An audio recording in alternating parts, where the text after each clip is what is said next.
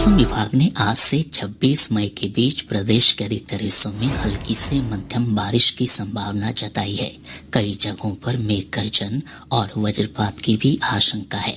मौसम विज्ञान केंद्र पटना के निदेशक आशीष कुमार ने बताया कि इस दौरान हवा की गति 40 से 50 किलोमीटर प्रति घंटे तक रहेगी। उन्होंने बदलते मौसम को देखते हुए लोगों से सावधानी बरतने की अपील की है। इस बीच पूर्वी चंपारण, पश्चिमी चंपारण, शिवहर, सारण, सिवान, मुजफ्फरपुर, वैशाली, दरभंगा, सीतामढ़ी, सुपौल, सहरसा, मधेपुरा, गोपालगंज और पटना समेत आसपास के जिलों में आज सुबह से बारिश हो रही है। राज्य सरकार ने सभी जिले के अल्ट्रासाउंड केंद्रों की जांच करवाने के लिए विशेष अभियान चलाने का फैसला किया है। स्वास्थ्य विभाग के अपर मुख्य सचिव प्रत्यय अमृत ने सभी सिविल सर्जनों के साथ वीडियो कॉन्फ्रेंस के माध्यम से बैठक कर इस संबंध में दिशा निर्देश दिया। नेशनल फैमिली हेल्थ सर्वे की रिपोर्ट में बच्चों के घटते लिंगानुपात को देखते हुए ये फैसला किया गया है। राज्य सरकार ने स्पष्ट किया है कि प्रदेश में येलो फीवर का टीका सिर्फ पटना एम्स में ही लगेगा। स्वास्थ्य विभाग के सचिव संजय कुमार सिंह ने इस संबंध में सभी सिविल सर्जन को आदेश निर्गत कर दिया है। सभी सिविल सर्जन को यह सुनिश्चित करने को कहा गया है कि किसी भी अन्य केंद्र पर येलो फीवर का टीका नहीं लगे। औरंगाबाद जिले के मदनपुर थाना क्षेत्र के चकरबंधा जंगल में सर्च ऑपरेशन के दौरान कोबरा बटालियन, सीआरपीएफ और पुलिस की टीम ने भारी मात्रा में विस्फोटक और अन्य आपत्तिजनक सामान बरामद किए हैं। एएसपी अभियान ने बताया कि सर्च ऑपरेशन के दौरान 49 कंटेनर बम और 111 डेटोनेटर समेत अन्य विस्फोटक बरामद किए गए। पटना के श्री कृष्णापुरी थाना क्षेत्र के आनंदपुरी स्थित एक अपार्टमेंट में पुलिस ने छापेमारी कर जाली नोटों की छपाई करने वाले 2 आरोपियों को गिरफ्तार किया है।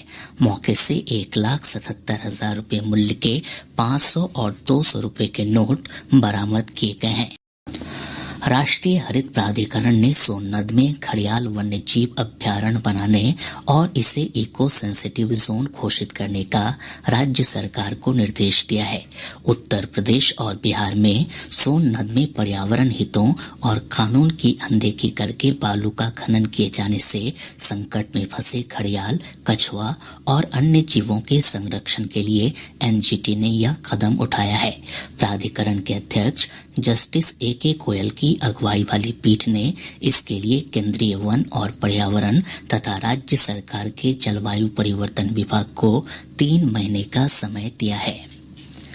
राज्य सरकार ने 30 जून तक दाखिल खारिज के लंबित मामलों की संख्या 0 करने का निर्देश दिया है।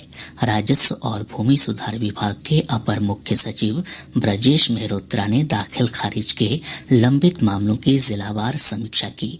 उन्होंने सभी अपर समाहर्ताओं को अपने जिले के अंचलों के साथ साप्ताहिक बैठक करने को कहा ताकि लंबित मामलों की संख्या में कमी लाई जा सके। उन्होंने कहा कि अब अंचलाधिकारी और राजस्व अधिकारी एक दूसरे की अनुपस्थिति में म्यूटेशन के मामले निपटाएंगे। अपर मुख्य सचिव ने कहा कि अगले 2 माह में सभी राजस्व कर्मचारियों को लैपटॉप उपलब्ध करा दिया जाएगा। भारत के रक्सौल और नेपाल के वीरगंज के बीच रेल लाइन के विद्युतीकरण के लिए निविदा प्रक्रिया शुरू हो गई है। इस पर लगभग 3 करोड़ 47 लाख रुपए खर्च होंगे। समस्तीपुर रेल मंडल के टीआरएम आलोक अग्रवाल ने बताया कि विद्युतीकरण कार्य पूरा होने के बाद 136 किलोमीटर लंबे इस रेलखंड पर यात्री ट्रेनों का परिचालन शुरू हो जाएगा। फिलहाल रक्सौल और वीरगंज के बीच मालगाड़ी का परिचालन हो रहा है। आर्थिक अपराध इकाई ने राज्य में चाइल्ड पोर्नोग्राफी से जुड़े लोगों की पहचान कर उस पर कार्रवाई के लिए पहली बार 10 सदस्यीय टीम का गठन किया है। इस टीम का नेतृत्व डीएसपी स्तर के अधिकारी करेंगे। ईओयू ने इस संबंध में पटना, मधुबनी, मुजफ्फरपुर, भागलपुर, गया और पूर्णिया समेत 2 दर्जन जिलों को भी कार्रवाई करने के निर्देश दिए हैं। केंद्रीय जल शक्ति मंत्रालय द्वारा नेशनल वाटर अवार्ड्स 2022 में सर्वोत्तम राज्य की श्रेणी में बिहार को देश भर में तीसरा स्थान मिला है।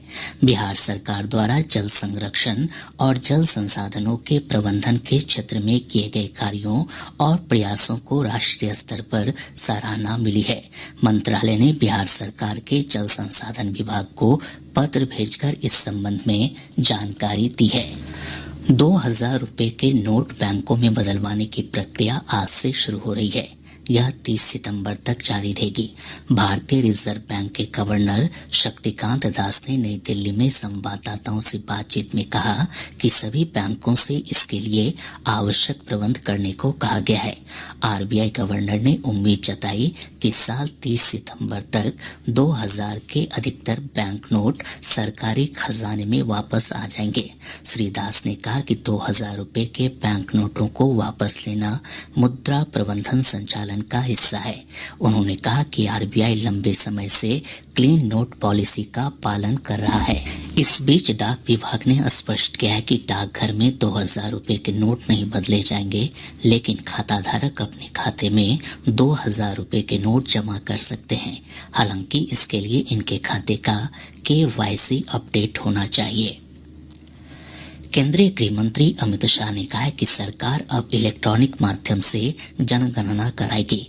नई दिल्ली में नवनिर्मित जनगणना भवन के उद्घाटन के दौरान श्री शाह ने कहा कि ई जनगणना के दौरान प्रत्येक व्यक्ति अपनी जानकारी स्वयं भर सकेगा, जिसका बाद में सत्यापन और ऑडिट किया जाएगा। गृह मंत्री ने बताया कि किसी व्यक्ति की मृत्यु होने पर जनगणना रजिस्ट्रार चुनाव आयोग को सूचित करेगा और उसका नाम मतदाता सूची से हटा दिया जाएगा। प्रदेश में पंचायत उपचुनाव के लिए चुनाव प्रचार का शोर आज शाम थम जाएगा। मतदान 25 मई को होगा, जबकि मतों की गिनती 27 मई को की जाएगी। गौरतलब है कि राज्य में पंचायती राज संस्थान के कुल 3520 रिक्त पदों के लिए चुनाव होना था। इनमें से 1968 उम्मीदवार निर्विरोध निर्वाचित किए गए हैं। अब मात्र 1552 रिक्त पदों के लिए मतदान होगा।